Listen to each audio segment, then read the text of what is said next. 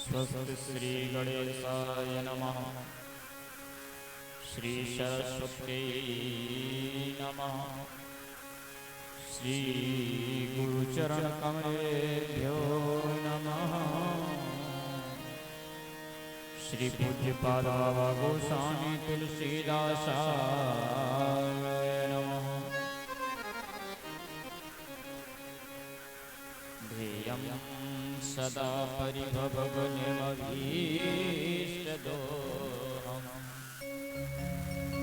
तीर्थास्पदं शिवविरञ्चिनुतं शरणं धृत्यार्तिहं प्रणतपालभवाब्धिपोतं वन्दे महापुरुषते चरणारविन्दम्।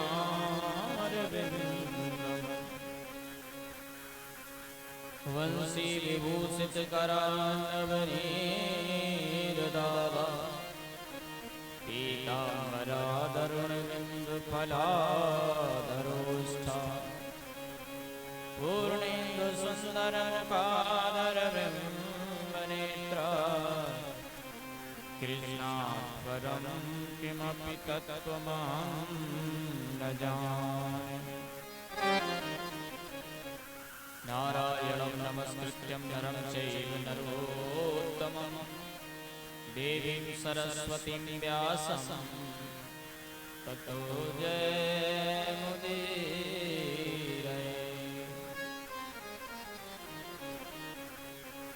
भक्त भक्त भगवन्त गुरु चतुर्नाम बपुए तिनके पद वंदन किए नासत वेग अमय।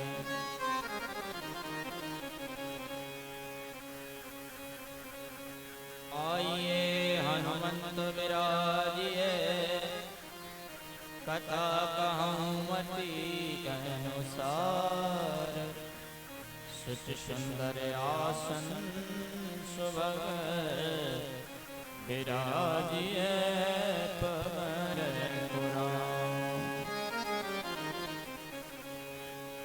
जाकी सेवा भाव से मुग्ध भजे श्री राम ऐसे श्री हनुमान को मेरा बारंबार।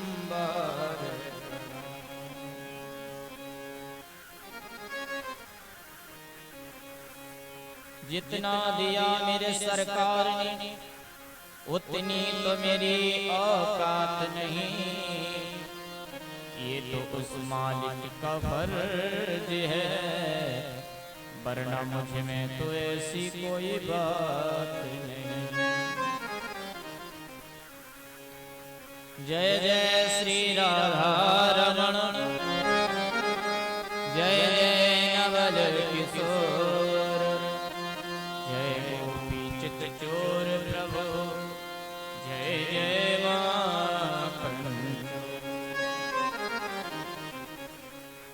बोल वृंदावन बिहारी लाल जय हो। भक्त वत्सल भगवान जय हो। श्री हनुमंत लाल महाराज जय। भागवत भगवान की जय। आइए दो क्षण परमात्मा के चरणों में अपनी वाक्यमयी पुष्पांजलि सेवा को समर्पित करते हुए हाजिरी लगाएं संकीर्तन के साथ। तत्पश्चात कथा की ओर चलने का हमारा छोटा सा प्रयास है।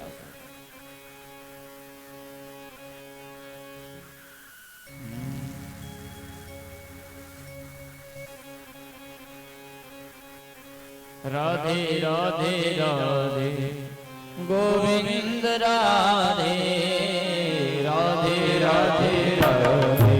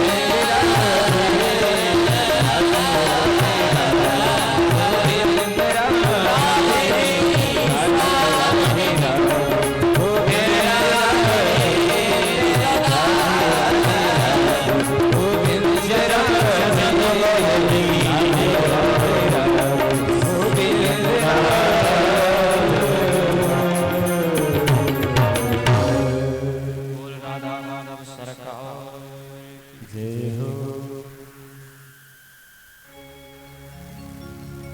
मनोस्तु सतरूपाय तिस्रः कन्याश्च जज्ञिरे आहुतिर्देवहूतिश्च प्रसूतिरिति विश्रुता। परम मंगलमय भगवत स्वरूप अकारण करुणा के कारण दया विराम लोका विराम नैना विराम सच्चिदानंद स्वरूप लीला पुरुषोत्तम श्री राधा माधव सरकार की असीम अनुकंपा के फलस्वरूप आयोजित सत दिवसात्मक श्रीमद् भागवत कथा ज्ञान महायज्ञ के आज पंचम दिवस के पावन उपलक्ष्य में पधारे हुए समस्त श्रोता बंधु स्नेहमयी करुणामयी भक्ति शक्ति स्वरूपा देवियां सभी के अंतःकरण में बैठे हुए उस परब्रह्म परमात्मा को मैं नमन करता हूँ, वंदन करता हूँ, प्रणाम करता हूँ।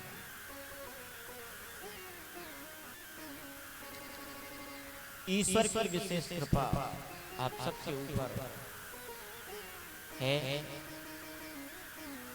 जो आपको भगवत कथा का रसास्वादन करने का स्वर्णिम अवसर प्राप्त हो रहा है।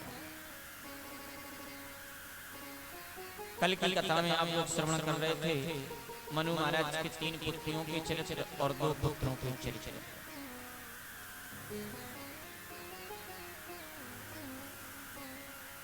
बाबा सुखदेव राजा परीक्षित को कथा श्रवण कराते हुए कहते हैं, राजन उत्तानपाद राजा नाम के जो राजा हुए उनका विवाह सुनीति नामक पत्नी से होता है, लेकिन सुनीति को कोई संतान ना हुई तो राजा ने दूसरा विवाह सुरुचि से किया और सुरुचि के कहने से राजा ने सुनीति का परित्याग कर दिया।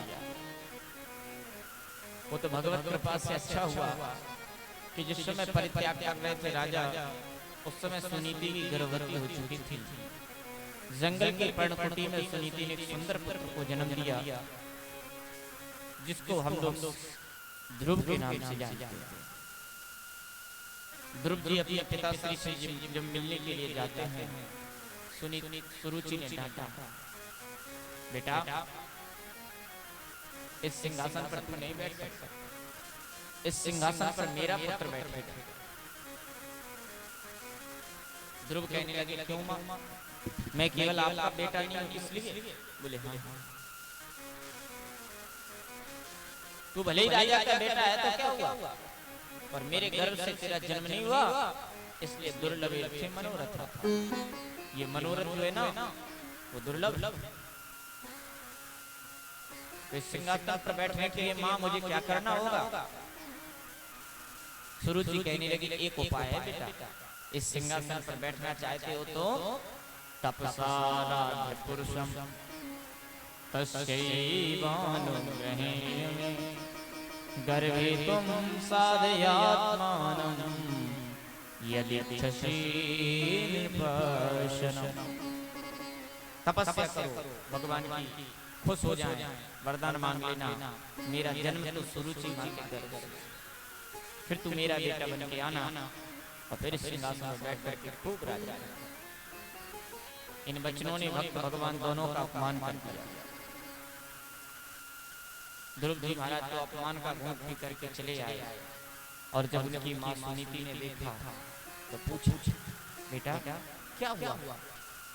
ध्रुव जी महाराज कंठ रुंध जाने से कुछ भी ना बोल सके। साथी बालकों ने सारा वृत्तांत अच्छा सा सुना दिया। 1 मिनट के लिए तो सुनीति का खिला हुआ चेहरा सुरुचि के इन वचनों से मुरझा सा गया।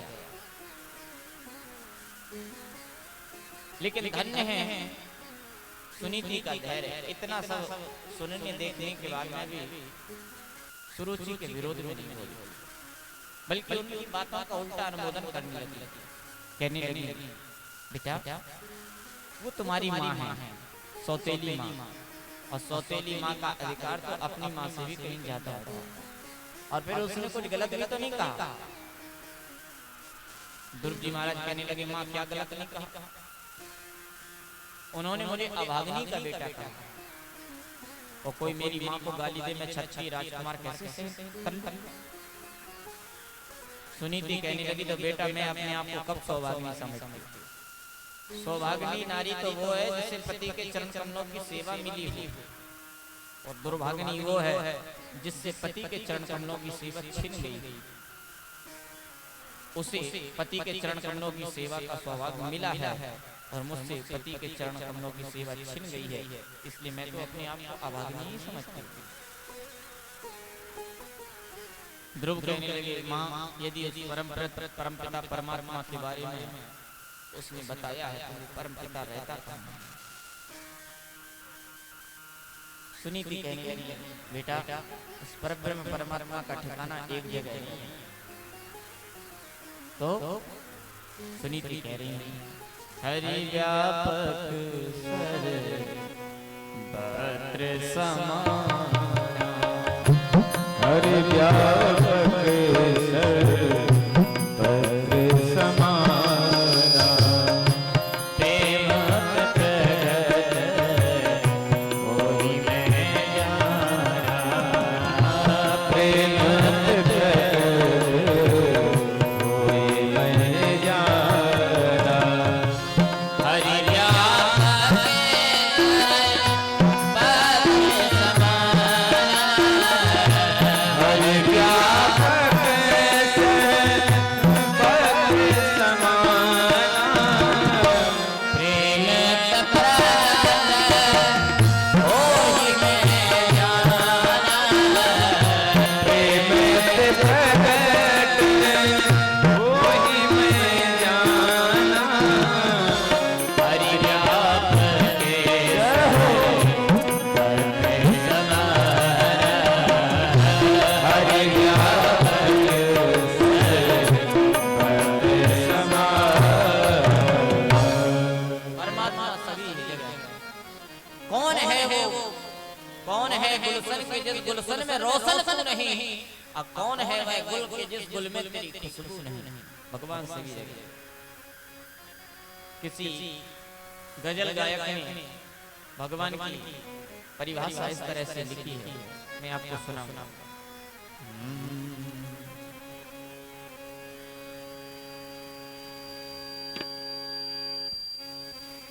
शब में तू है न दूसरा कोई, शब में तू है न दूसरा कोई, शब में तू है न दूसरा कोई, कैसे कह दूं कि है बुरा कोई, सब में तू है न दूसरा कोई।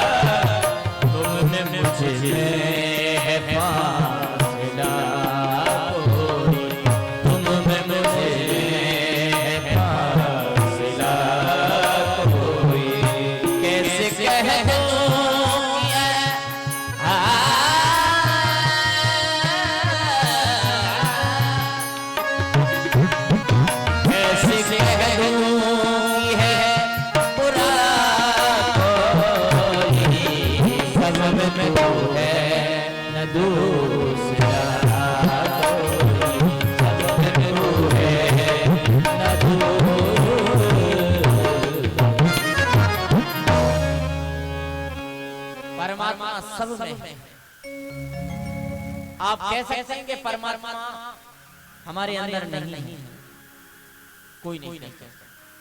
सभी में परमात्मा है। परमात्मा के बिना इस जीव का कहीं कल्याण नहीं हो सकता, न इसकी गति हो सकती।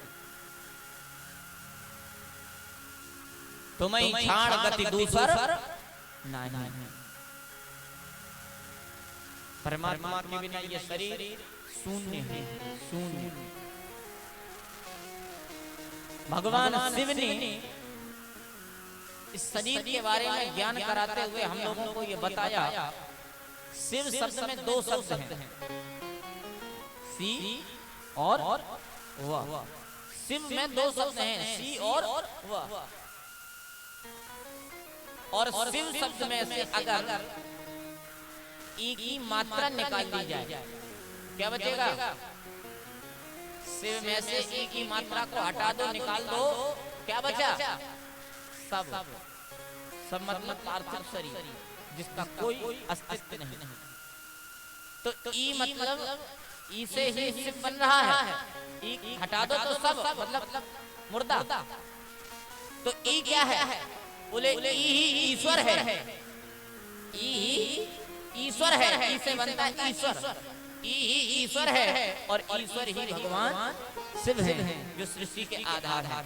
तब तबल रचै प्रपंच विधाता, तब तबल विष्णु करे जग त्राता, तब आधार सृष्टि भजा भवानी, करे जास शैल कुमारी। तपबल शंभु करे संहारा और तपबल शेष धरे मह भारा। परमात्मा सभी जगह है बेटा, उसे खोजने की आवश्यकता नहीं। तुम्हारा दृढ़ संकल्प जहाँ सुनिश्चित हो जाए वहीं परमात्मा को आना पड़ता है। सत्संग हम अपने ध्यानों में केंद्रित होते ही कहाँ? ध्यान केंद्रित हो जाए ना तो परमात्मा भी आ जाएगा।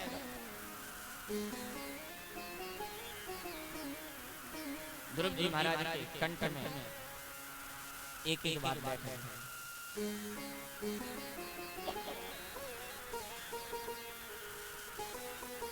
ध्रुव जी पूछने लगे, माँ यदि परमात्मा सभी जगह है तो दिखाई क्यों नहीं पड़ता? दिखाई भी तो पड़ना चाहिए। सुनीति कहने लगी, देखो बेटा, कुछ चीजें ऐसी होती हैं जो होने के बाद में भी दिखाई नहीं पड़ती। जैसे कि दूध के कण-कण में घी होता है, लेकिन क्या दिखाई पड़ता? नहीं पड़ता। और उसी दूध को खटाई डाल के जमाओ, दधी बन जाए, मथानी लेके मथना प्रारंभ करो, घी पैदा हो जाएगा। आया तो दूध से ही घी है, लेकिन अब जो काम घी करेगा वो दूध नहीं कर पाएगा। घी का दीपक जल रहा हो और घी खत्म हो जाए, आप कहोगे दूध डाल दो, क्योंकि दूध से ही तो घी बना। तो बना भले ही दूध से घी है, और अब जो दीपक घी से जल रहा है वो घी से ही जलेगा, दूध से नहीं जल सकता। इसलिए निर्गुण निराकार परब्रह्म परमात्मा जब सगुण साकार के रूप में आ जाता है तो कभी राम का अवतार धारण कर लेता है, कभी कृष्ण का अवतार धारण कर लेता है। ध्रुव जी महाराज के कंठ में एक बार बैठ गए, निकल पड़े। नारद जी का मिलन हो गया ध्रुव से। नारद जी ने 12 अक्षरों का मंत्र, 12 अक्षर मंत्र दीक्षा में दे डाला। ओम नमो भगवते वासुदेवाय। कहा जाओ यमुना में इसका भजन करो, बड़े जल्दी शीघ्र ही हरि तुम पर प्रसन्न होंगे। प्रथम महीने में संकल्प लिया, 3 दिन में 1 दिन लेंगे, वो भी फलाहार लेंगे, भोजन नहीं लेंगे। 1 मास पूरा हो गया, भगवान प्रकट नहीं हुए तो दूसरे महीने में नियम कठोर हो गया। तृण पत्ते खा करके भजन करते हैं, फलाहार भी त्याग दिया, वो भी 6 दिन में 1 दिन। दूसरा महीना पूरा हुआ, भगवान कुछ नहीं होते। तीसरे महीने में जल पी करके भजन किया, 9 दिन में 1 दिन। तीसरा महीना पूरा हुआ, भगवान कुछ नहीं हुए। चौथे महीने में जल का भी त्याग कर दिया ध्रुव जी ने, वायु पी करके जी रहे हैं, वो भी 12 दिन में 1 दिन। बोलो हवा पी करके कोई जी सकता?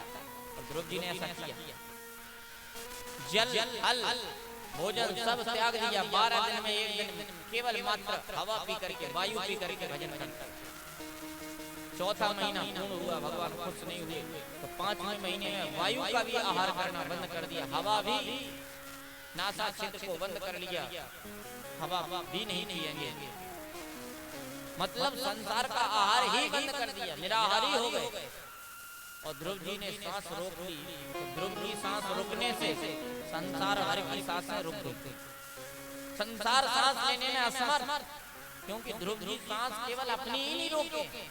ध्रुव जी भजन किसका कर रहे हैं? भगवान का। और जो भगवान का भजन करता है ना भक्त, उससे दुनिया वाले अपने आप डरते हैं, क्योंकि जिस समय भगवान का भजन करने माला लेकर एक संत बैठता है और उस समय वो माला लेकर के बैठा, उस समय उसने जो भी कह दिया वो सत्य होना है, क्योंकि वो ड्यूटी कर रहा है भगवान की। बॉर्डर पर ड्यूटी करने वाले सैनिक को खुली छूट होती है, संदिग्ध दिखाई पड़े तुरंत गोली मार दो, आदेश है सरकार का। इसी तरह भगवान का आदेश महात्माओं को है कि जो तुम्हारे पास जिस भाव से आए उसको तुम उस तरह से व्यवहार करते हुए आशीर्वाद दे दो। अगर कोई उद्दंड कर रहा है तो फिर श्राप देने में भी कुछ नहीं बिगड़ता। अच्छे लाखपति 2 मिनट में खाकपति हो जाते हैं, रोड पे आ जाते हैं बद्दुआ के कारण, और अच्छे खाकपति 2 मिनट में महात्मा के आशीर्वाद से करोड़पति अरबपति बन जाते हैं, देर नहीं लगती महाराज। कुछ नहीं था कल के दिन और आज देखो रौनकता ही रौनकता, एक नंबर है, सब आनंद हो जाता है महात्माओं के आशीर्वाद से। क्यों? क्योंकि महात्मा ही परमात्मा का स्वरूप है, बिनु हरि कृपा मिले नहीं संतन। जब तक भगवान की कृपा नहीं होती है, जब तक संतों के दर्शन नहीं होते। ध्रुव जी महाराज ने श्वास रोकी, संसार भर की श्वास रुक गई, सारे देवता भगवान की शरण में पहुंच गए। प्रभु नैवं विदामो भगवन् प्राणरोधं चराचरस्य किल सत्त्वधाम्ना विदेहि तन्नो व्रजनात् विमोक्षं प्राप्ता वयं त्वां शरणं। हे प्रभु मेरी रक्षा करो। भगवान बोले किससे? बोले ये नहीं जानता। भगवान ने नजर डाल के जब यमुना के किनारे मधुबन में देखा तो ध्रुव जी महाराज हाथ को जोड़ के नाक छिद्र को बंद करके और यौगिक क्रिया के माध्यम से वायु का आहार त्याग के आज सब कुछ त्याग के परमात्मा कब मिलते हैं? बोले परमात्मा जब मिलते हैं जब दुनिया को तुम शून्य समझ लो, और जब तक तुम्हारी नजरों में दुनिया का महत्व है, दुनिया तुम्हारे लिए प्रभावशाली है, तब तक भगवान नहीं मिलते। या तो जगत मिलेगा या जगदीश मिलेगा। चयन आपको करना है, आपके हाथ में दोनों हैं, या तो आप जगत को चुन लो या जगदीश को चुन लो। चुनाव आप कर सकते हैं। यदि जगत का महत्व थोड़ा सा भी है आपकी नजरों में तो भगवान नहीं मिलेंगे, और जगत का मतलब आपने बिल्कुल त्याग दिया कि जगत कुछ है ही नहीं, वहीं जगदीश मिल जाएंगे। लोटे में खारा जल भरा है और गंगा जल आप भरना चाहते हो तो खारे जल का त्याग करना पड़ेगा, तभी गंगा जल भर पाओगे। जब तक खारा जल रहेगा, जब तक गंगा जल उसमें टिक नहीं सकता। इसी तरह इस संसार में, इस दिल में, इस हृदय में जब तक संसार भरा है तब तक भगवान नहीं आएंगे, और जब संसार को तुम त्याग दोगे तो भगवान दौड़े चले आएंगे। ध्रुव जी महाराज का दर्शन करने आज परमात्मा जा रहा है।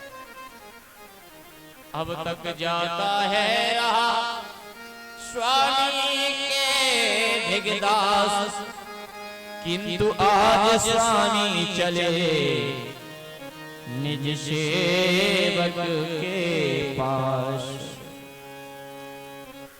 आज परमात्मा ही ध्रुव का दर्शन करने के लिए जा रहे हैं। ध्रुव तपस्या में तल्लीन है। ध्रुव कुछ भी नहीं देख रहे। भगवान ने जाकर के कहा ध्रुव आंखें खोलो, हम आ गए। लेकिन ध्रुव जी महाराज कह रहे हैं संसार से हमें क्या लेना देना, हमें तो अंदर ही भगवान की छटा और छवि का ध्यान हो रहा है, तो जगत का हम चित्र क्यों देखेंगे। ध्रुव जी कह रहे हैं जगत के रंग क्या देखें, जगत के रंग क्या देखें, तेरा दरबार काफी है। जगत के रंग क्या देखें, तेरा दरबार काफी है। करूं मैं प्यार किस किस से, करूं मैं प्यार किस किस से, तेरा एक प्यार काफी है। करूं मैं प्यार किस किस से, तेरा एक काफी है।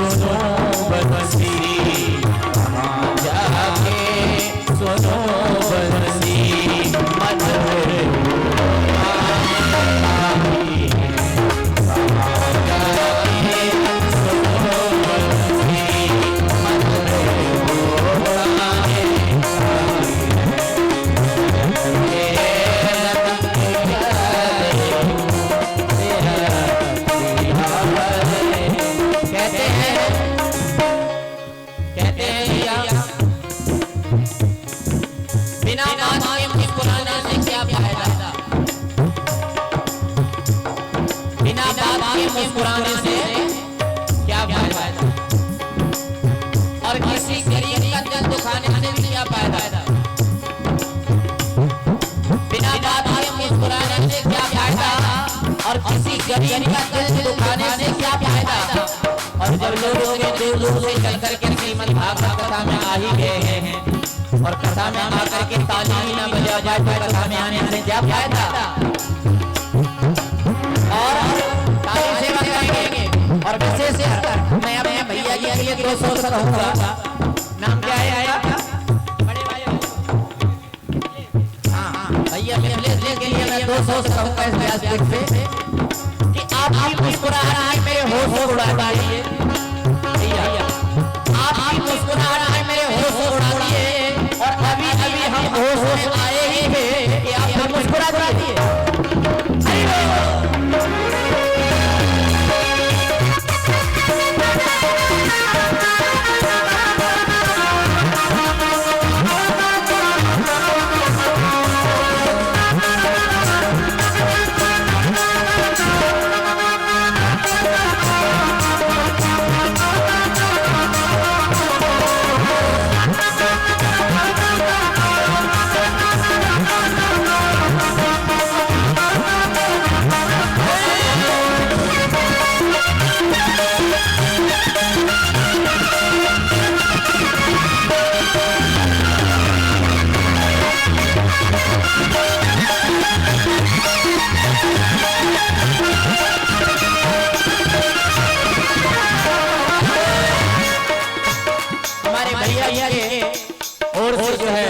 कुछ भेंट व्यासपीठ के लिए समर्पित कर रहे हैं। आप लोग जोरदार तालियों के साथ सम्मान करें जजमान जी के छोटे बेटे। हाँ छोटे बेटे की तरफ बहुत बढ़िया।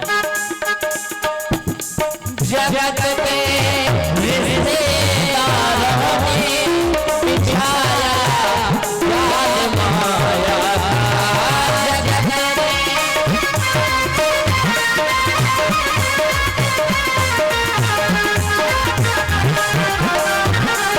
जगत के रिश्तेदारों ने बिछाया जाल माया का, बिछाया तेरी भक्तों से होगी, भक्तों से होगी श्याम परिवार तेरे भक्तों से होगी।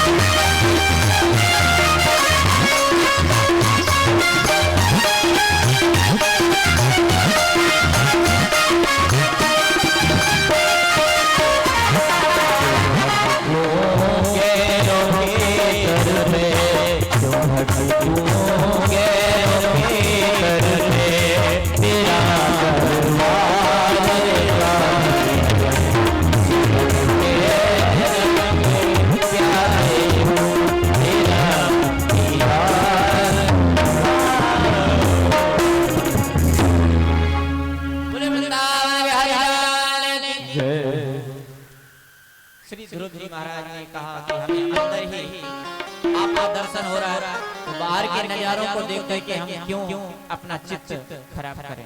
इसलिए ध्रुव जी महाराज ने बाहर का दृश्य देखा ही नहीं, सिर्फ और सिर्फ अंदर का दृश्य देखते हैं ध्रुव जी महाराज, और आनंद आ जाता है ध्रुव जी को। जय। जब भगवान ने अंदर की छटा छवि को गायब किया, तब ध्रुव जी ने आंखें हड़बड़ा करके खोली, और जब आंखें हड़बड़ा करके खोलते हैं ध्रुव जी महाराज, तो उन्हें जो निर्गुण निराकार छवि अंदर दिखाई दे रही थी, वही छवि बाहर दिखाई पड़ती थी। ध्रुव जी महाराज का कंठ अवरुद्ध हो गया, क्योंकि जो कहता है कि हम भक्ति के सागर में खूब डूब गए, समझ लो वो डूबा नहीं है, क्योंकि डूबा हुआ व्यक्ति ये कह ही नहीं पाएगा कि हम डूब चुके, उसका काम खत्म। तो जो भक्ति में डूब जाता है वो बता नहीं पाता कि भगवान का स्वरूप कैसा है, भगवान कैसे हैं, भगवान कैसे लगते हैं, क्योंकि वो भगवान का हो जाता है, संसार उसका कुछ बिगाड़ नहीं पाता।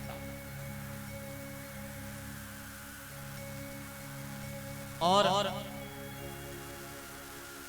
जो नहीं डूबता है वही कहता है कि हम भक्ति में डूब गए, डूब गए, डूब गए। समझ लेना वो डूबा नहीं है।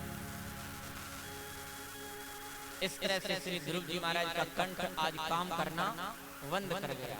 भगवान ने तुरंत अपनी झोली से शंख निकाला और कपोल गाल से स्पर्श कराते ही ध्रुव जी को संपूर्ण वेद वेदांत कंठस्थ याद हो जाते हैं। और ध्रुव जी ने बड़ी सुंदर प्यारी 12 श्लोकों में स्तुति भगवान की गाई। दीक्षा में द्वादशाक्षर मंत्र का बीज मिला था गुरु दीक्षा में नारद जी के द्वारा, तो आज ध्रुव जी स्तुति भी कर रहे हैं, तो 12 श्लोकों में कर रहे हैं। योंता प्रविश्रमवाचमिमां प्रसोक्ता संजीवयत् खिल शक्तिधरा स्वधाम अन्या सहस्रचरण श्रवण त्वगादि प्राणान् नमो भगवते पुरुषाय तुभ्यं। हे प्रभु, हम आपकी जय जयकार करते हैं।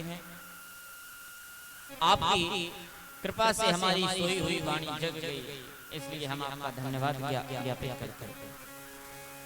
भगवान ने कहा ध्रुव धन्यवाद तो दे रहे हो, चाहिए क्या बताओ, मैं तुम्हें क्या दूं?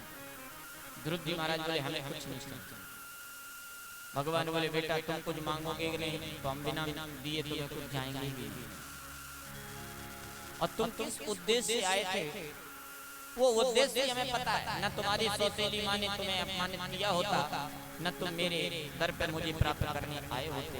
इसलिए जाओ, जिस सिंहासन के लिए तुम्हें सौतेली माँ ने डांटा फटकारा था, उसी पिताश्री के सिंहासन पर 36,000 वर्ष तक बैठ बैठ के राज करोगे, उसके पश्चात तुम मेरे धाम में आ जाओगे। तो वही होता है।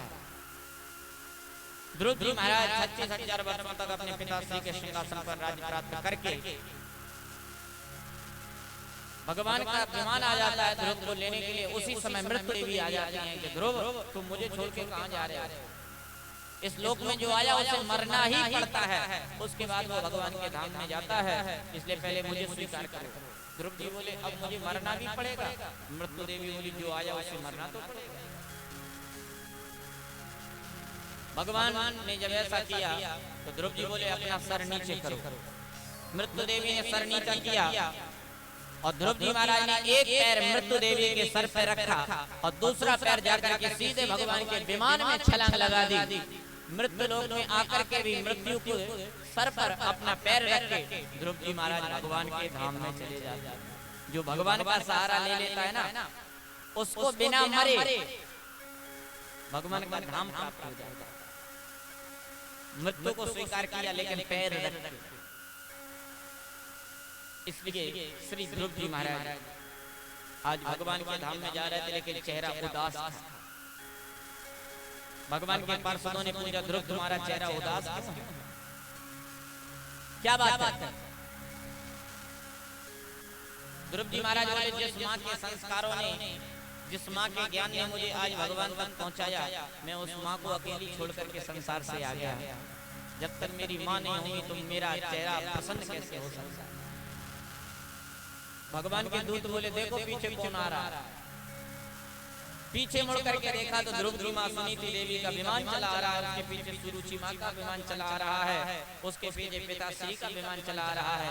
एक पुत्र ध्रुव के कारण पूरे परिवार का तरन तारण हो गया और पूरे परिवार का उद्धार हो गया। घर में कोई एक भक्त निकल जाए अगर भगवान की सेवा पूजा करने वाला, तो जितने भी कुटुंब परिवार में होते हैं उन सब का कल्याण हो जाता है, उन सब का उद्धार हो जाता है। ये तो भक्ति की बात है भैया, हर कोई इसको नहीं समझ सकता है। न तो आजकल हर कोई बाबा बनना चाहता है, संत बनना चाहता है, माता पिता खुद नहीं बनाना चाहता है।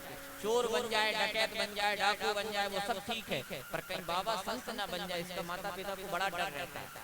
अगर थोड़ी बाबापन की बातें या कोई अच्छी बातें बच्चा करना लगे ना, तो माता पिता सबसे पहले उसकी शादी की चर्चा करते हैं। महात्मा कहीं कोई बहू बताओ अच्छी सी अपने बेटा का विवाह कर दें, क्योंकि वो जानते हैं कि जैसे विवाह का शादी का जो बंधन है, उस बंधन की बेड़ियां जैसे ही पुत्र के पैरों में पड़ती हैं तो वो खुद ही संतान का जो भाव होता है वो खत्म हो जाता है, फिर वो अपने गृहस्थ जीवन में आनंद लेने लगता है। ध्रुव जी महाराज का विमान भगवान के धाम में चला जाता है। बोल भक्तवत्सल भगवान जय हो। दूसरे जो पुत्र प्रियव्रत हुए इनके वंश में आगे चल करके श्री भरत जी का प्रादुर्भाव हुआ। सब कुछ जानते हुए भी भरत जी कुछ बोलते नहीं थे, तो परिवार वालों ने इनका नाम जड़ भरत के नाम से विख्यात है। राजा रघुगण चार कहारों की टोली के साथ अपनी पालकी को ले जा रहे थे। एक कहार की अचानक तबीयत खराब हो गई तो उन्होंने कहा कि सब तो भगवान के ही, सब तो हमारे ही सेवक हैं, इसलिए किसी को भी नियुक्त कर दो। और जब नियुक्त किया गया तो भरत जी उछल कूद कर रहे थे। भरत जी को डांटा फटकारा, लेकिन भरत जी ने ऐसा ज्ञान राजा रघुगण को दिया कि उन्हें शरीर और आत्मा का ज्ञान राजा रघुगण को जल भरत जी ने करवा दिया। क्या शरीर है और क्या आत्मा है, इसका ज्ञान हर किसी को होना ही चाहिए। हम जो बोल रहे हैं ये हम नहीं बोल रहे, ये परमात्मा की दिव्य कृपा और उनकी आत्मा बोल रही है। आत्मा की न कभी जन्म होता है और आत्मा का न कभी मृत्यु होता है। आत्मा निर्विकारी है, शरीर जन्म लेता है, शरीर मरता है, लेकिन आत्मा ने न कभी जन्म लिया न आत्मा की कभी मृत्यु हुई। आत्मा तो परमात्मा के चरणों में विलीन हो जाती है, समा जाती है। राजा रघुगण को ज्ञान हो गया। अंत में जड़ भरत जी के शिष्य राजा रघुगण बने और आत्मोपदेश से लेकर के पूछा हमारा उद्धार कैसे होगा। तो राजा रघुगण को जड़ भरत जी ने बताया, राजन रघुगण तपसानयाते न चेतया निर्विपड़ा गृहात् न छांदकालेव जलनिशूर्ये बिना महत्पार रजोभिषेकम्। बिना महापुरुषों के चरण रज से तुम्हारा उद्धार हो संभव ही नहीं है। महापुरुषों के चरणों में झुकना सीखो, तभी तुम्हारा उद्धार, तभी तुम्हारा कल्याण होगा। सारी बात बता दी राजा रघुगण को। राजा रघुगण ने स्वीकार किया और उनका अहंकार दूर हो जाता। पंचम स्कंद का विश्राम। अष्टम स्कंद के प्रारंभ में भगवान सुखदेव लिख रहे हैं, कान कुब्जे ध्वजा कश्चित दासीपति लजा मिला नाम नष्ट सदाचार दास्य संसर्ग दोष। कानकुब्ज वंश में उत्पन्न एक ब्राह्मण जिसका नाम अजामिल है, वेद पाठी है, सब कुछ है, 200 माला गायत्री मंत्र की जपता है, यह बात परम सत्य है। लेकिन एक वैश्या के चक्कर में पड़ करके अपना सारा सुकर्म नष्ट कर बैठा और कुकर्मी बन गया। लेकिन उनका भी उद्धार, ऐसे पापियों का उद्धार भी परमात्मा के दिव्य कृपा से संत ही करते।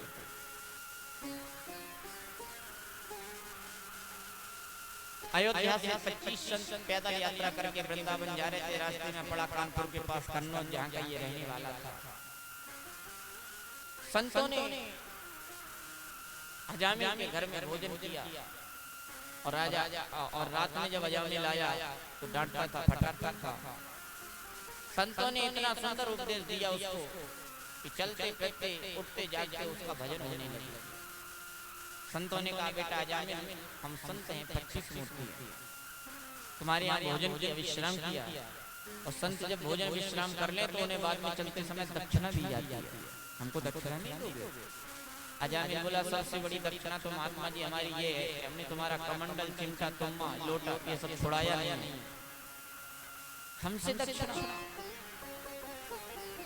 अरे बेटा हमें कोई रुपए पैसे की दक्षिणा नहीं चाहिए, हमारी तुम एक बात मान जाओ। हाँ बताओ तुम्हारे पुत्र कितने हैं? बोले 9 हैं, 10वां होने वाला।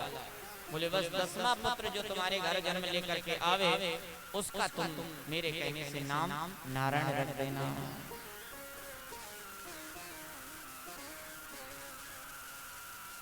संतों के कहने से उसने अपने छोटे पुत्र का नाम नारायण रख दिया।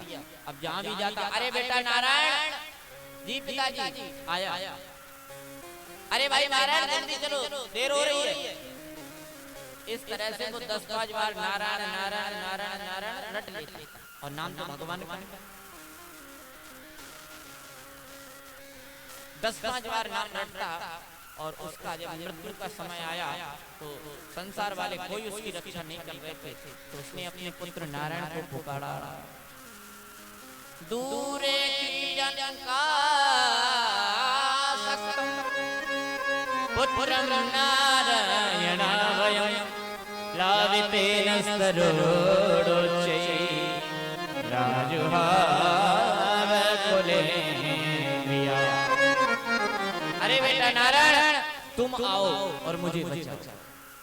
भगवान के 4 दिव्य पार्षद भगवान ने भेजे कि आओ आपत्ति के समय विपत्ति के समय कोई मुझे पुकार रहा। भगवान के दूतों ने यमराज के दूतों को डांटा। कहाँ ले जा रहे? बोले जा रहे यमपुरी। बोले जिसने अंत समय मरते समय मेरा नाम लिया हो उसे तुम यमपुरी नहीं, वो तो भगवान के धाम जाता है। बोले ये अपने बेटे का नाम ले रहा है, भगवान का थोड़ी ले रहा है।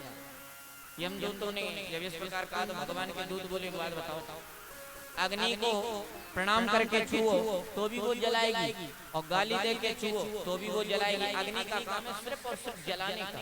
इसलिए भगवान का नाम चाहे बेटे के सर पे हाथ रख के लो चाहे बेटी के सर पे हाथ रख के लो, भगवान का नाम अगर मुख से निकल गया तो भगवान के नाम का काम जीवों का उद्धार करने का है, चाहे किसी भी तरह से लिया जाए। भगवान के धाम में दिव्य पार्षद अजामिल को ले जाते हैं। अजामिल ने कहा जब एक बार भगवान का नाम धोखे से लेने से इतना बड़ा फल मिलता है, अगर भाव से और श्रद्धा के साथ अगर हम भगवान का नाम लेंगे तो कितना उद्धार हो जाएगा। भाव को भाव अनक आलस, भाव को भाव अनक आलस, नाम जप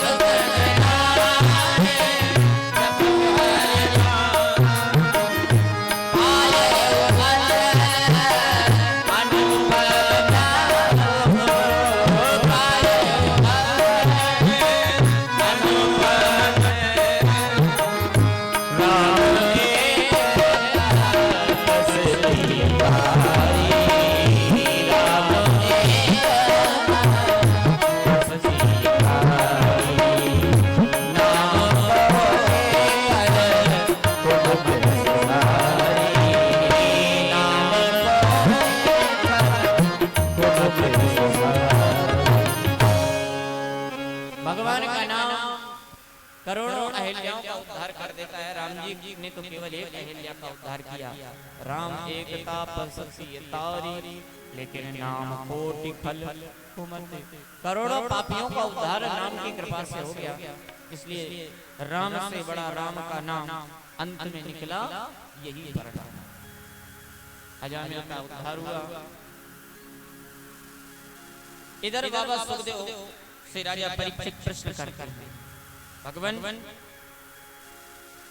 क्षमा प्रिया सुहृदमन भूतानां भगवान स्वयं इंद्रस्यार्थे कथम दैत्या वदील विषमो यथा।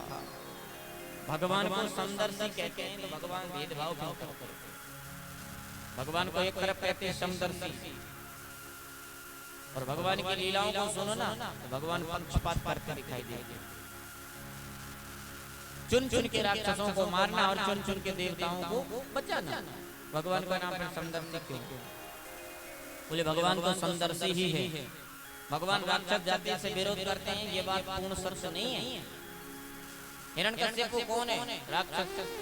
हिरण्यकश्यप का बेटा कौन होगा? बोले राक्षस। लेकिन एक तरफ हिरण्यकश्यप का पेट फाड़ दिया और उसके बेटे को गले से लगा दिया। तो यदि भगवान दैत्य जाति से विरोध करते तो हिरण्यकश्यप के बेटे को गले से क्यों लगाते? इस कथा पर रुचि बढ़ गई। भगवान हिरण्यकश्यप कौन है? जरा यह कथा में विस्तार से सुना। भगवान सुनदेव राजा परीक्षित से कह रहे हैं, जिस समय भगवान ने हिरण्याक्ष का बड़ा रूप धारण करके वध किया, उसी समय से हिरण्यकश्यप उसका बड़ा भाई भगवान का कट्टर दुश्मन बन गया और उसने मंदराचल पर्वत पर जाकर के ब्रह्मा जी की तपस्या आराधना करी। ब्रह्मा जी जब वरदान देने के लिए आए तो उसने कहा हमें अजर अमर बना दो। ब्रह्मा जी बोले भैया अजर अमर तो परमानेंट के लिए हम भी नहीं। अजर अमर बनाने का वरदान अब हमने बंद कर रखा, और कोई वरदान मांगो। तब इसमें वरदानों की झड़ी लगा दी। ना हम दिन में मरे, न रात में, न पृथ्वी पे मरे, न आकाश में, न घर के अंदर मरे, न बाहर, न अस्त्र से मरे, न शस्त्र से, आपकी बनाई हुई सृष्टि में किसी प्राणी से मेरा वध न हो। ब्रह्मा जी चलने लगे तो बोला 12 महीने में किसी महीने में मेरा वध नहीं होना चाहिए। ब्रह्मा जी बोले तेरे जैसे तपस्या करने वाला नहीं मिलेगा, तो मेरे जैसा वरदान देने वाला भी भगवान तुझे नहीं मिल सकता। जा, तूने जितने वरदान मांगे तेरे सारे वरदान पूर्ण होंगे। अब इसने देवताओं को परेशान करना प्रारंभ कर दिया।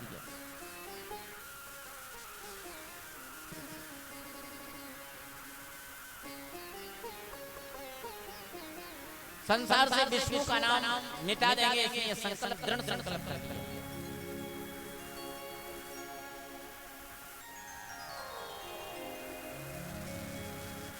इधर क्या होता है, जब तपस्या करने के लिए हिरण्यकश्यप गया था तो हिरण्यकश्यप की पत्नी कयाधु बड़ी सुंदरी थी। इंद्र ने उस कयाधु का हरण किया। हरण करके ले जा रहा था। कयाधु चीख रही थी, चिल्ला रही थी। रास्ते में पड़ती थी नारद जी की कुटिया।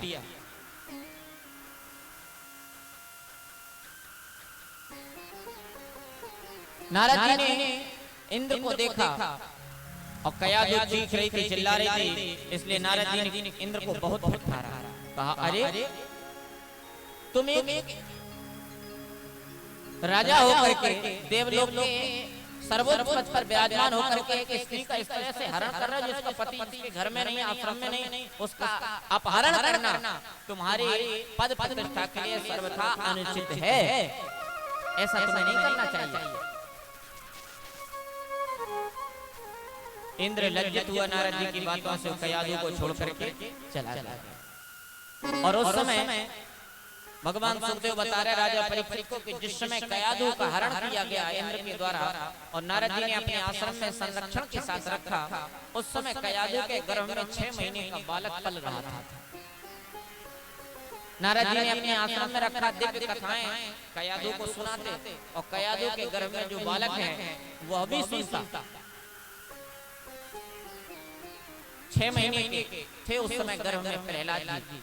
3 महीने का सत्संग नारद जी का सुना और 3 महीने के सत्संग सुनते ही असली गुरु प्रहलाद जी ने नारद जी को मान लिया। देखिए बालक और बालिका जो भी हो उसे संस्कार तो गर्भ में ही दिए जाते हैं, और जैसे माँ गर्भ में बच्चों को बच्चियों को संस्कार दे देगी वही संस्कार बुढ़ापे तक चलेंगे।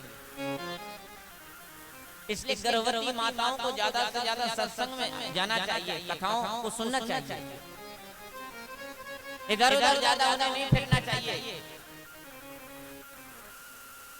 लेकिन अब आजकल की बात करें, आजकल के दौर के हिसाब से बात करें तो सत्संग सुनने का टाइम कैसे है? सब अपने अपने कामों में, खाने पीने में व्यस्त, सोने गाने नाचने गाने सब व्यस्त। सत्संग का किसी को टाइम नहीं है। माताओं को परहेज करना चाहिए। जो गर्भवती स्त्रियां होती हैं उन्हें परहेज करना चाहिए, क्या खाना चाहिए क्या नहीं खाना चाहिए यह भी उन्हें सोचना चाहिए, क्योंकि वो जो खाती हैं वही उनके शिशु को मिलता है। आप्यायनी नाम की नाड़ी गर्भ में होती है, उस आप्यायनी नाम की नाड़ी के द्वारा शिशु सारे रसों का ग्रहण करता है। माँ जो भी खाएगी, मीठी खट्टी जो भी चीज खाएगी उसका रस शिशु को मिलता है, तभी तो उसका पालन पोषण होता है। उसको अलग से खिलाने कौन जाएगा गर्भ में।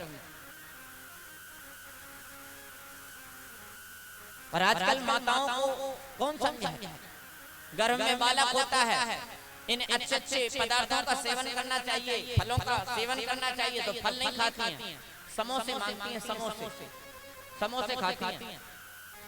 अब जब समोसा ही टेढ़ा है तो संतान सीधी पैदा कहां से करेंगे, वो भी टेढ़ी ही पैदा होगी। इसलिए फिर खोपड़ी फोड़ता है बालक बालिका, मातारी बाप। उसके बाद फिर महात्माओं को परेशान करने आती हैं, हमारा बेटा नहीं सुनता, हमारा बच्चा नहीं सुनता, हमारा नाती पोता नहीं। अरे सुनेगा कहां से, तुमने उसे संस्कार गर्भ में दिए होते तब तो सुनता। प्रहलाद जी को संस्कार कयाधु ने दे दिए। 3 महीने नारद जी के आश्रम में रही, कथा सुनी, तो प्रहलाद ऐसा भक्त पैदा हो गया जिसने खुद का ही उद्धार नहीं किया, बल्कि कुमार पर चल रहा उसका पिता, उसका भी उद्धार हो गया। एक संतान चाहे तो पूरे कुटुंब परिवार का कल्याण कर सकती है भैया। प्रहलाद जी का जन्म हो गया नारद जी की कुटिया में, और इतने में हिरण्यकश्यप तपस्या करके लौट करके आया। उसने कयाधु के गोद में जब बालक देखा तो खुश हो गया, हमारा उत्तराधिकारी राजपाट को चलाने वाला हमें प्राप्त हो चुका है। सर पे हाथ रख के आशीर्वाद देकर के कहा, बेटा बड़ी खुशी की बात है, तुम हमारे वंश के वंशधर बन के प्रकट भय, इसलिए काम करो, तुम राजनीति कूटनीति नीति की नीतियों में सब चीज में निपुण हो जाओ, होशियार हो जाओ, ताकि राजपाट चलाने में तुम्हें आगे कोई समस्या ना आए। इसके लिए हम तुम्हें हिरण्यकश्यप दानव विश्वविद्यालय में भर्ती करते हैं और वहां तुम्हारा एडमिशन कराते हैं। जहाँ के प्राचार्य चंद्रामृत जी महाराज हैं, प्रहलाद को भेज दिया।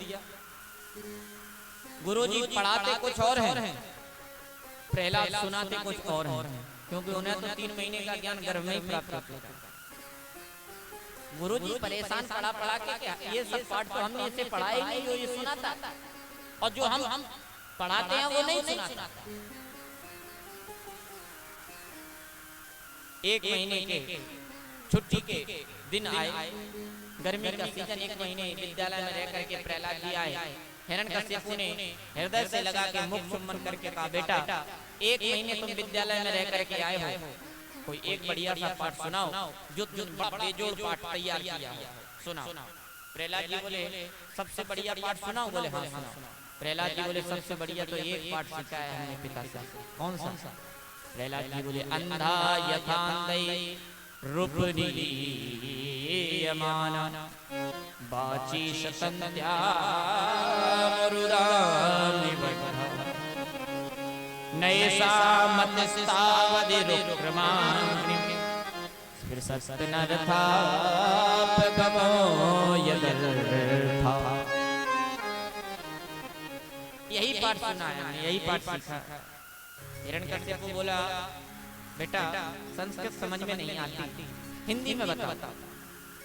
प्रहलाद जी बोले, तो इसका मतलब यह है कि एक जगह अंधे अंधे लोगों की लाइन जा रही थी, जिसमें सारे अंधे अंधे लगे थे, सब अंधे। रास्ते में एक बड़ा कुआं, तो जो आगे लगा हुआ था उस लाइन में अंधा, वही जाके सबसे पहले गिरा कुआं में धम।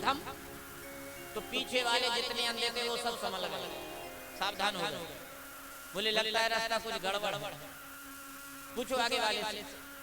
तो जो गिरा था आगे वाला, पीछे वालों ने उससे पूछा, भैया रास्ता गड़बड़ है क्या, आवाज आइए। अब उसने सोचा कि हम तो गिर ही पड़े हैं कुआं में, पीछे वालों को क्यों छोड़े। तो उसने कह दिया, हाँ रास्ता बहुत बढ़िया, आराम से और प्रेम से, कोई परेशानी नहीं। आगे वाले पर भरोसा करके पीछे वाला आगे बढ़ा, तो वो भी कुआं में जाके गिरा धम। तो पीछे वाले जितने थे वो सब समझ गए। बोला, भैया रास्ता लगता कुछ गड़बड़ है, पूछो आगे वाले। हाँ भैया रास्ता गड़बड़ है क्या? अब उसने सोचा कि आगे वाले ने जब हमें नहीं बचाया तो हम पीछे वालों को क्यों बचाएं। उसने भी कह दिया हाँ रास्ता बहुत बढ़िया है, प्रेम से आओ। परिणाम ये निकला कि उस लाइन में जितने अंधे लगे थे वो आगे वालों पर भरोसा करते गए और सब आगे बढ़ते गए और सब जाके कुआं में अपने अपने प्राणों को त्याग दिया।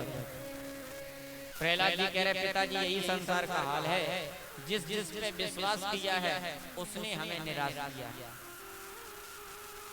आप गैरों की बात करते हैं, हमने अपने भी आजमाए हैं। लोग कांटों से बच के चलते हैं, हमने फूलों से भी जख्म खाए हैं। ये संसार देखने में फूलों जैसा लगता है पर ये संसार फूलों जैसा नहीं, इसमें ऐसे आग के अंगारे भरे हुए हैं।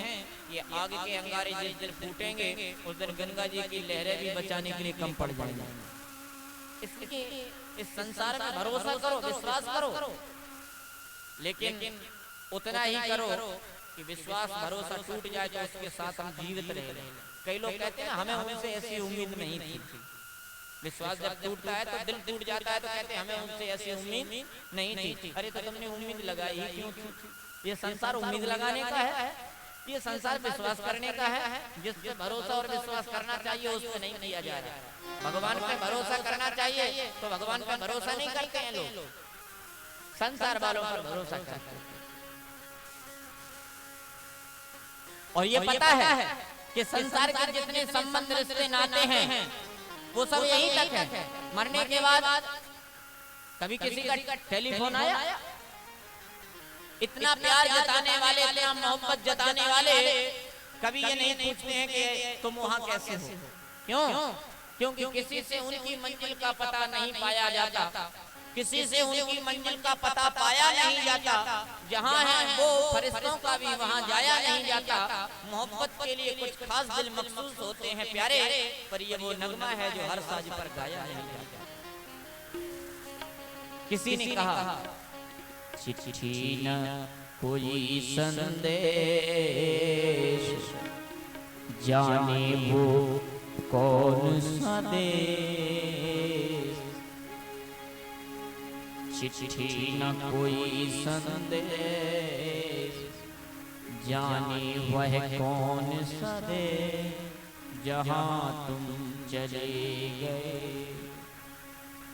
चिट्ठी न कोई संदेश, जाने वो कौन सा देश, जहाँ तुम चले गए, जहाँ तुम चले गए।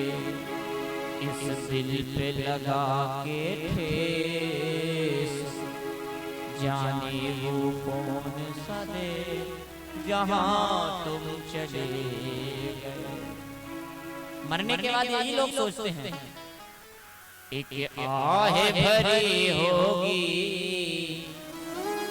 हमने न सुनी होगी। जाते जाते तुमने आवाज तो दी होगी। हर वक्त मुझे है गम, उस वक्त कहाँ थे हम, जहाँ तुम चले गए। इस दिल पे लगा के ठेस, जाने वह कौन सा देश, जहाँ तुम चले गए। आज तक जाने के बाद चिट्ठी न कोई संदेश, जाने वह कौन सा देश, जहाँ तुम चले गए। ये संसार का स्वरूप है भैया। यहाँ से जाने के बाद कभी किसी ने किसी का हालचाल न लिया और न हालचाल लेने के लायक समझा।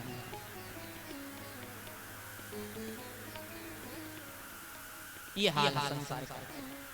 सारी बातें प्रहलाद की सत्य थी, लेकिन अहंकारी व्यक्ति को अगर भगवान की कथा सुनाओ तो उसके समझ में नहीं आएगी।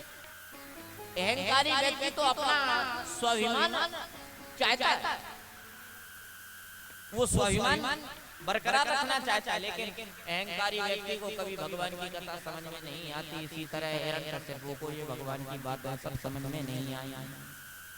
उसने सोचा जिस नारायण का नाम मिटाने का मैंने संकल्प लिया, मेरा ही पुत्र उसी नारायण के नाम को बढ़ावा दे रहा है। पर बालक की कोई गलती नहीं, बालक को तो गुरुजी जैसा पढ़ाएंगे वैसे ही पढ़ेगा।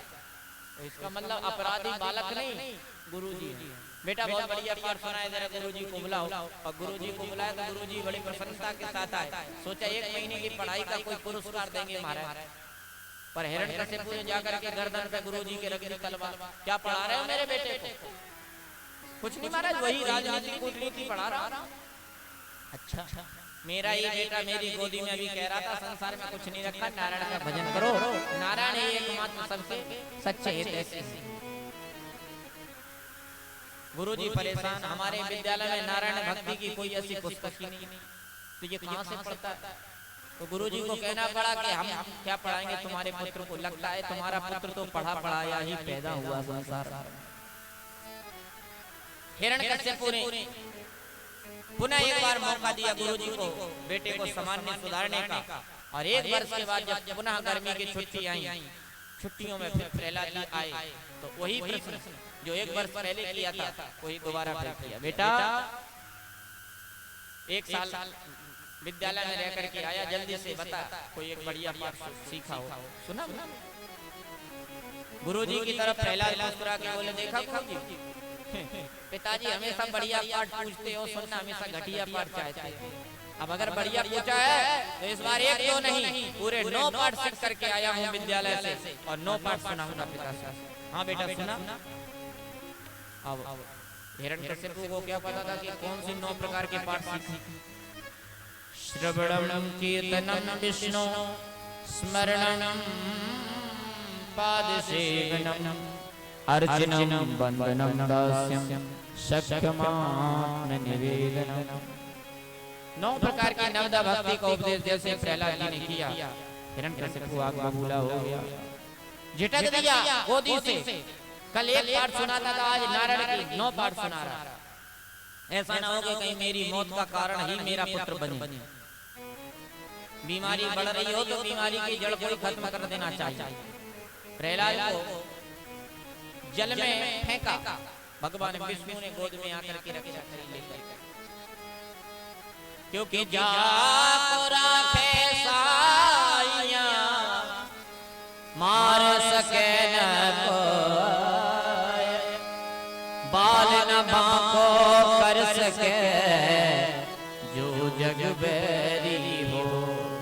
दुनिया वाले उनका क्या बिगाड़ पाएंगे जिनके रक्षक स्वयं प्रभु श्री राम हो, जिनके रक्षक हैं श्री राम, उसे कोई मार नहीं सकता। प्रभु जगन्नाथ का भक्त जगत से हार नहीं सकता। ऊपर वाले की मेहरबानी समझो, हर सफलता के हेतु भगवान।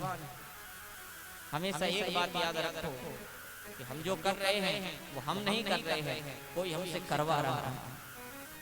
सत्कर्म करने के बाद में भी याद रखना दुनिया वालों, यदि सत्कर्म करने के बाद, अच्छा काम करने के बाद मन में ये अहम बना रहा कि हमने ये काम किया, तो उसका फल आपको मिलना नहीं है। वो सत्कर्म व्यर्थ चले जाएंगे। यदि मान लीजिए कोई कथा करवाता है और कथा करवाने के बाद में उसके मन में ये अहंकार बना रहा कि हमने ये काम करवाया, तो सब व्यर्थ चला जाएगा। क्यों? क्योंकि करने कराने वाले तो एकमात्र ईश्वर हैं। हम लोग तो कार्यवाहक हैं, कार्यकर्ता हैं। हम लोग उनका कार्य कर रहे हैं। ये सब परमात्मा का संसार है और परमात्मा एकमात्र इसके मूल आधार है। हमेशा एक बात मन में याद रखनी चाहिए, ये भजन तो बहुत सारे इस दुनिया में बनाए, अनेक कवियों ने, अनेक गायकों ने, लेकिन मुझे एक भजन सबसे प्रिय लगता है। उस भजन को मैं आपको सुना रहा हूँ। ये सबसे बेहतरीन भजन है और इस भजन में ये केवल भजन नहीं, ये सृष्टि का, इस पृथ्वी का मूल आधार है, मूल तत्व है।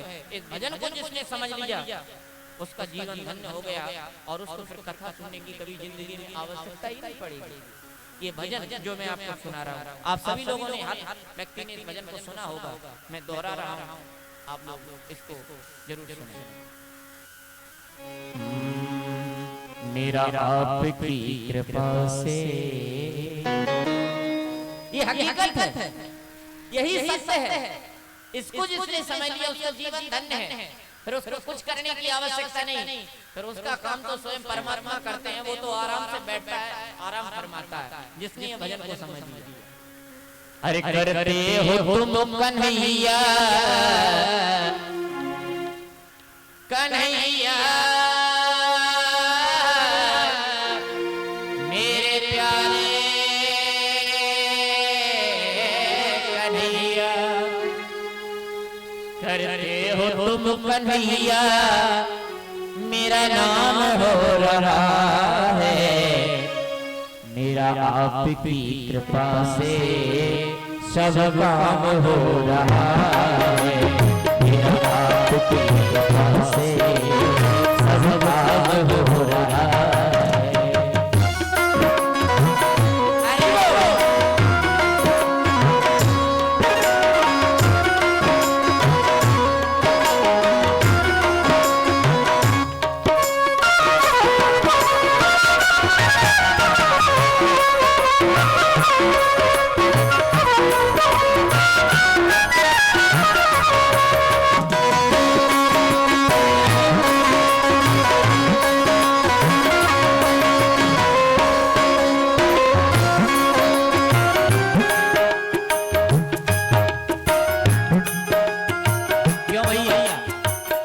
भजन में आनंद नहीं आ रहा है क्या?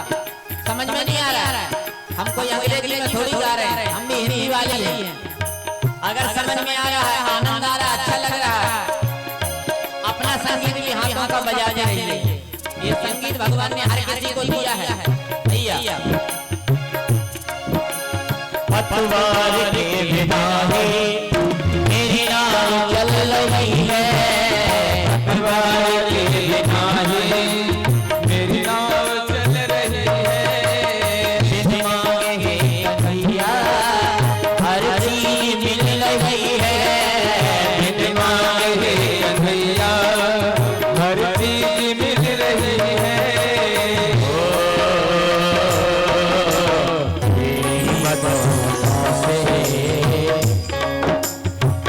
कन्हैया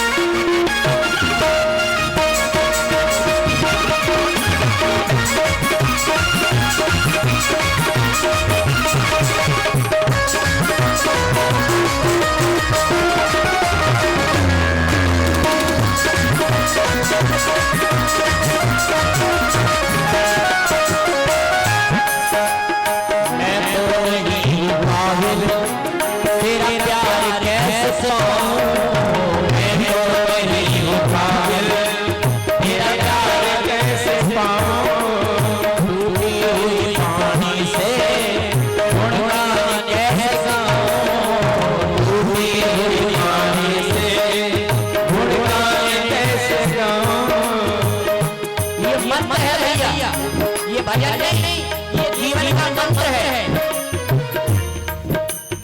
मैं तो नहीं भूला तेरा प्यार कैसे पाऊं, मैं तो नहीं भूला कैसे पाऊं, डूबी हुई पानी से गुणगान कैसे गाऊं, डूबी हुई पानी से गुणगान कैसे गाऊं।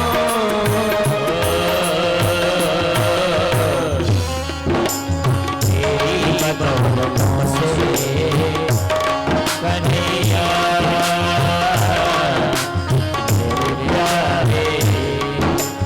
तेरी बदौलतों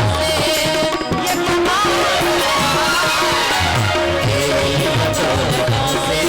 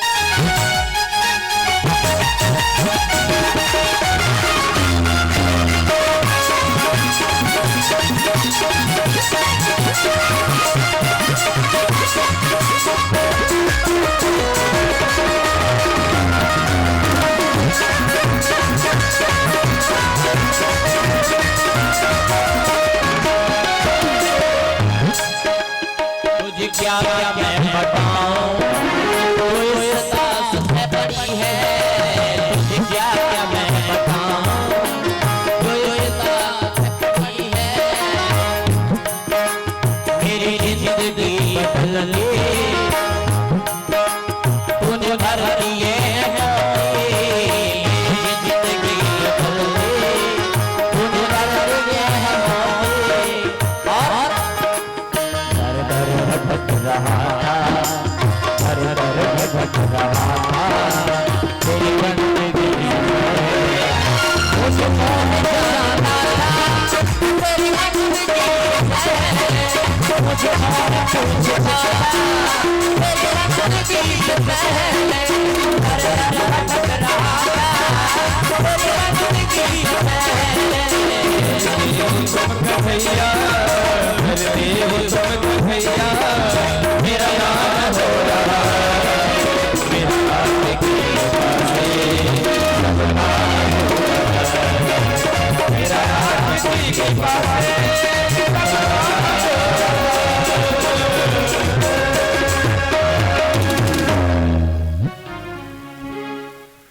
मेरा आपकी कृपा से सब काम हो रहा है। किस किस का काम मेरे ठाकुर जी की कृपा से हो रहा है। जरा दोनों हाथ की ताली, दोनों हाथ उठाते हुए मुझे मेरे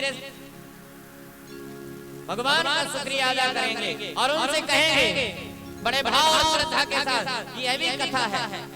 अगर जीवन में कोई भजन भी समझ आ गया तो वह भी कथा है। और भगवान से ये ही प्रार्थना करेंगे, हे प्रभु मेरा घर, मेरा द्वार, मेरा परिवार, मेरे बच्चे, मेरी पत्नी सब आपके हवाले हैं।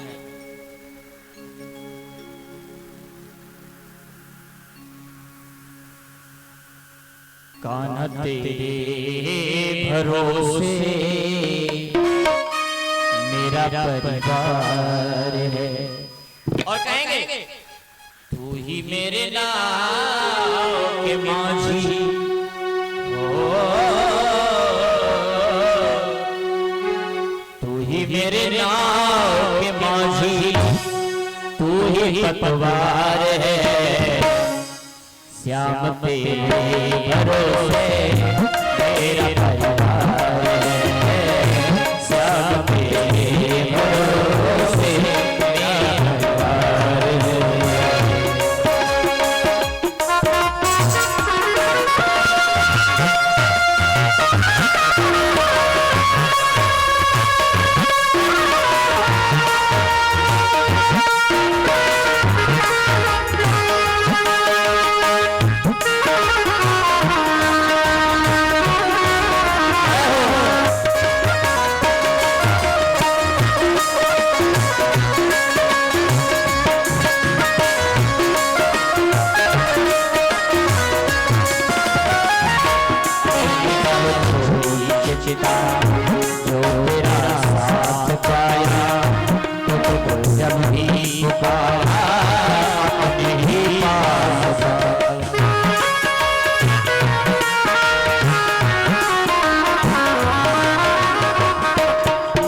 अब छोड़ी चिता जो तेरा साथ था तुम जब भी पुकारा अपने ही पास अब तेरे भरोसे अब तेरे भरोसे मेरा घर द्वार है क्या तेरे भरोसे मेरा घर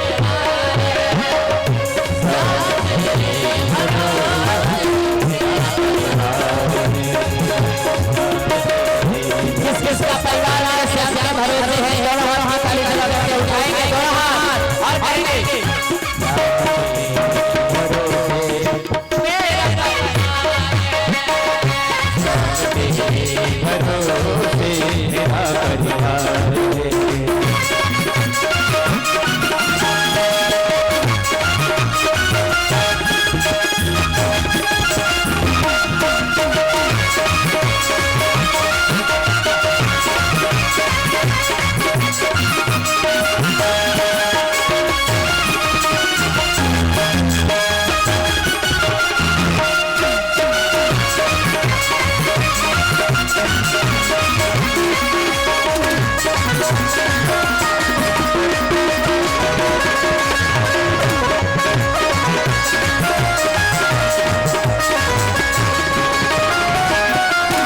मुझको अपनों से बढ़कर सहारा तुमने दिया है जिंदगी और जीना गुजारा तुमने दिया है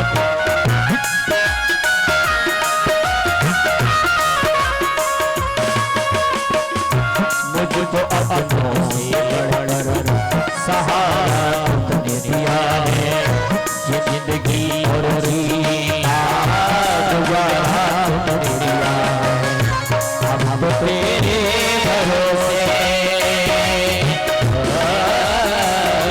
अब तेरे भरोसे सारा संसार है श्याम तेरे भरोसे मेरा परिवार है श्याम तेरे भरोसे मेरे नाम के माही मेरे नाम के माही तू पुकार है श्याम तेरे भरोसे मेरा परिवार है श्याम तेरे भरोसे बोल बोल का बिहारी लाल की भक्त वत्सल भगवान की जय